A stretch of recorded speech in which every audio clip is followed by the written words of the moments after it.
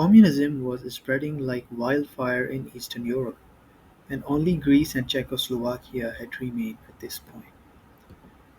Now, years 1946 to 49 saw a civil war between the royalists and communists in Greece.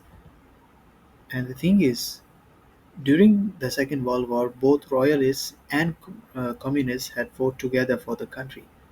But now they were fighting on who gets to rule the country.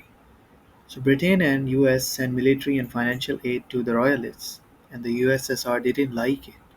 But then they could not send their own forces in this war because of what they had agreed earlier.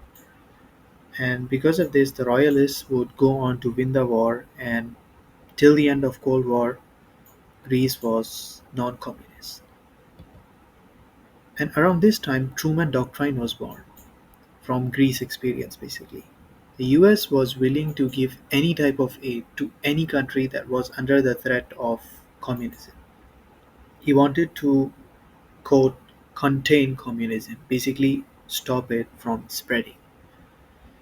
Now, Truman realized that most post war countries were poor and they were riddled with hardships. And this is what was allowing communists to, win people to their side.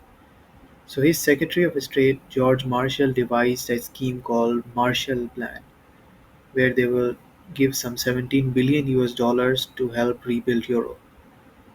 Now, the thing is, when he presented this to the Congress for approval, they were quite skeptical about it. They were like, should we really do this? Is it worth it? But then in 1948, Czechoslovakia fell to the communists. And how this happened is that eventually all the rival politicians, or a great deal of them, if I recall correctly, they were found dead in mysterious conditions.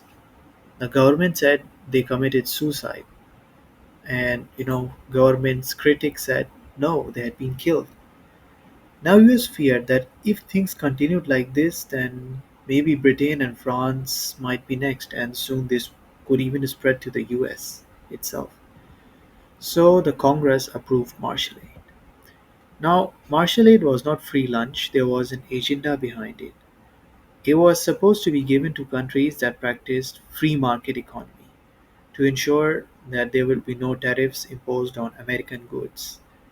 So it was giving American goods new markets because there would be no tariffs on them in these countries.